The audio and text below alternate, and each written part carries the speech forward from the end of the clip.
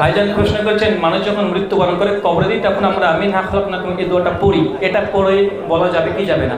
আসলে এই দোয়াটা যে আল্লাহর নবী পড়েছেন বা সাহাবীরা পড়েছেন, তাবে পড়েছেন, কোনো প্রমাণ নেই। দুই নম্বর, কোনো দুর্বল রেফারেন্স নেই যেটা মুসনাদে আহমদে বর্ণনা এসেছে। সেখানে আল্লাহর নবীর থেকে যে বর্ণনা পাওয়া যায়, মৃত লাশকে রাখার জন্য বর্ণনা করা হয়েছে, মাটি দেওয়ার জন্য নয়। তারপর হাদিসটা সহিহ নয়, তারপরে এটা সহিহ নয়। এখানে আলী ইবনে জিয়াদ ইবনে জাদ একজন শিয়া রাবি, এই কারণে হাদিসটাকে জাল বলেছেন। শেখ শুআইব আরনাউত একজন হানাফি মুহাক্কিক বিদ্বান, তিনিও বলেছেন এই হাদিস সনদ সহিহ নয়, লাইসা সহিহ, এই হাদিস সহিহ নয়। তাই ভাই শেষ করতে দেন। তাই মৃত ব্যক্তিকে যখন মাটি দিচ্ছেন তখন এই দোয়াটা বলা যাবে, মানে কিচ্ছু প্রমাণ নেই। আর এটা আসলে কোনো, এটা দোয়াও নাই, এটা কোরআনের একটা আয়াত, সূরা তাহা আয়াত নম্বর 55। ওখানে আল্লাহ বলছেন মিনহা খালাকনাকুম, আমি তোমাকে মাটি থেকে সৃষ্টি করেছি। কুম, আমি তোমাকে মাটি থেকে সৃষ্টি করেছি। তাহলে আপনি যখন মাটিটাকে নিয়েছেন তখন আপনি বলছেন আমি তোকে মাটি থেকে সৃষ্টি করেছি। ভাই আপনি কি মানুষটাকে মাটি থেকে সৃষ্টি করেছেন? জি, ওটা চালু আছে আমাদের উপমহাদেশে। সবাই বলতে আমাদের উপমহাদেশ, ভারত, মানুষ, পাকিস্তানে বেশিরভাগ মানুষ এগুলো বলে থাকে। আপনি সৌদি আরব অঞ্চলে চলে যান, মধ্যপ্রাচ্যে, দেখেন ওখানে এই দোয়াটা পড়ে না। বিসমিল্লাহ, জি না, শুধু বিসমিল্লাহ বলে আপনাকে মাটি দিতে হবে। এই জি, শুকরিয়া। মাটি দেওয়ার সময় দোয়া কি? মিনা খালাকনাকুম আফিয়া নয়দুকুম বিদাত, এটা কোরআন মাজিদের আয়াত, এটা বলা যাবে না। কেন যাবে না? আল্লাহর নবী বলেননি এই জন্য। বিসমিল্লাহ, বাস বিসমিল্লাহ। আমাদের দেশের লোকেরা যে মিনহা খালাকনাকুম পড়ে মাটি দেওয়ার সময়, এটা জিজ্ঞাসা করেছে, তাই না? এইটা পড়া কোনো হাদিস দ্বারা প্রমাণিত নয়, কোনো সহিহ হাদিস দ্বারা প্রমাণিত নয়, সুতরাং এটা পড়া ভুল। মাটি দেওয়ার সময় বিসমিল্লাহ বলে মাটি দেবে। কত বড় বুদ্ধিমান মানুষ মারা গেছে, এদিকে এদিকে ফিরুন, কোনো দিকে তাকাবেন না। মানুষ মারা গেছে, একজনে বলছে দোয়া বলুন। কি দোয়া? মিনহা খালাকনাকুম ওয়াফিহা নুঈদুকুম ওয়া মিনহা নুখরিজুকুম তারাতান উখরা। এই দোয়াটা বলে মাটি দেন সবাই। সবাই মাটি দিচ্ছে। আমি জানাজাতে ছিলাম, আমি বলেছি এটা সবাই বিসমিল্লাহ বলে মাটি দেন। বিসমিল্লাহ বলে, মিনহা খালাকনাকুম বলতে হবে না, বিসমিল্লাহ বলে মাটি দেন। আমরা যখন মানুষকে কবরে রাখি, কবরে রাখা তারপরে উপরে মাটি দিয়ে কি বলেন আপনারা? মিনহা খালাকনাকুম পড়েন, মিনহা খালাকনাকুম ওয়া ফিহা নুঈদুকুম ওয়া মিনহা নুখরিজুকুম তারাতান উখরা। এ বান্দা, এই মাটি দিয়া তোরে তৈরি করা হয়েছিল, এ মাটির ভিতরে রেখে গেলাম, আবার এই মাটি থেকে আল্লাহ রব্বুল আলামিন তোমারে জিন্দা করবেন। তার সময় মিনহা খালাকনাকুম দোয়া পড়া প্রশ্ন আসছে। আচ্ছা, 36 নম্বর খণ্ডটা দাও, মুসনাদে আহমদ। মুসনাদে আহমদের মধ্যে 36 নম্বর খণ্ড, 524 নম্বর পৃষ্ঠা, 22,187 নম্বর হাদিস।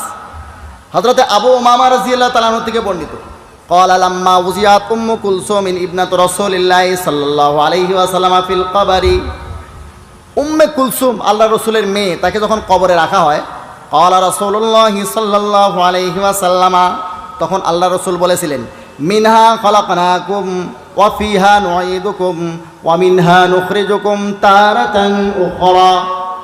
এটা কোরআন শরীফের আয়াত, সূরা তাহার 55 নম্বর আয়াত। তাহলে কোরআন শরীফের এই আয়াতটা, এই দোয়াটা পড়া নিষেধ। আবার এটা হাদিস থেকেও প্রমাণিত। কিসের থেকে প্রমাণিত? হাদিস থেকে প্রমাণিত। তো অতএব এই আয়াতটা পড়তে কোনো দোষ বলো না, কেন ঝগড়া লাগাচ্ছে?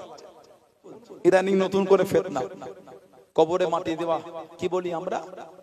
কোরআন শরীফ সূরা তাহা 55 নম্বর আয়াত বলে মিনহা খালাকনাকুম ওয়া ফিহা নুঈদুকুম ওয়া মিনহা নুখরিজুকুম তারাতান উখরা।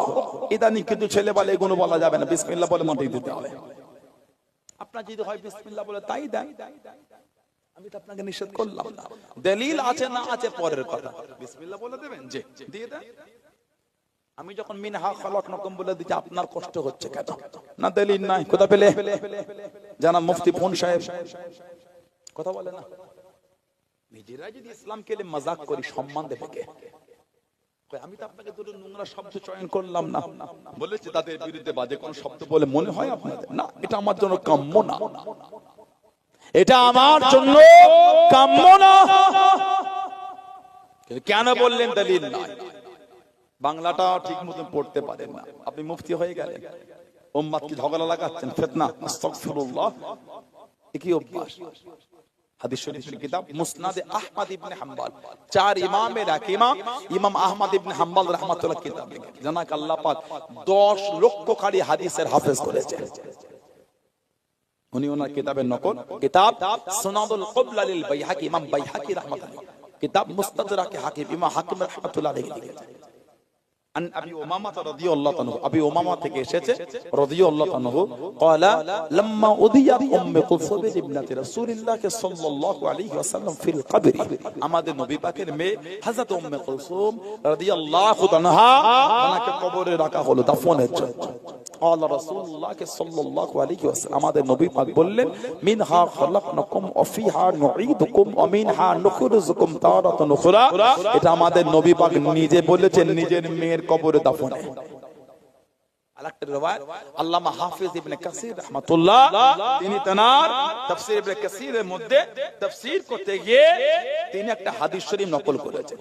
কোরআন শরীফ সূরা তাহার 55 নম্বর আয়াতে তাফসীর করতে গিয়ে তিনি একটা হাদিস শরীফ নকল করেছেন। অফিল হাদিসিল্লাযী ফিস সুনান, অফিল হাদিসিল্লাযী ফিস সুনান, সুনানের কিতাবে যিকির হয়েছে আন্না রাসূলুল্লাহ সাল্লাল্লাহু আলাইহি ওয়াসাল্লাম, আমাদের নবী পাক সাল্লাল্লাহু আলাইহি ওয়াসাল্লাম হাদরা জানাজা, নবী পাক একটা জানাজায় হাজির হলেন। ফালাম্মা, যখন দুফিনাল মাইয়িত, যখন মাইয়িতকে দাফন করা হচ্ছে, আমাদের নবী আখাযা কাবদাতান মিনাত তুরাব, নবী পাক এক মোটা মাটি নিলেন। তুরাব মানে মাটি, তুরাব মানে কি? মাটি। নবী এক মোটা মাটি নিলেন, ফাআলকাহা ফিল কবরি, ওই মাটিটা নবী পাক কবরের মধ্যে দিয়ে দিলেন। হুম্মা, অতঃপর ক্বালা, আমাদের নবী পাক বললেন, মিনহা খালাকনাকুম, হুম্মা, অতঃপর আখাদা, আমাদের নবী আরেক মোটা মাটি দিলেন। ওয়াকালা, আমাদের নবী আবারও বললেন, অফিহা নুঈদুকুম, হুম্মা, অতঃপর আখাদা উখরা, নবী পাক আরেক মোটা মাটি নিলেন।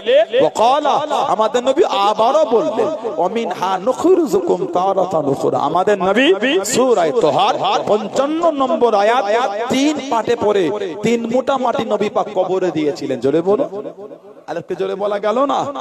কেন ঝগড়া লাগিয়ে বলছেন দলিল নাই? এগুলো তো উচিত না, উম্মতের মধ্যে ঝগড়া লাগানো। আমি তো আপনাকে বললাম না বিসমিল্লাহ বলে মাটি দিলে ওতে দিতে দেবেন না, দলিল আছে না আছে পরে, আপনি দিয়ে খুশি যে দিয়ে দেন। কথা কই বুঝতে না, বোঝেন? কঠিন পরিস্থিতি।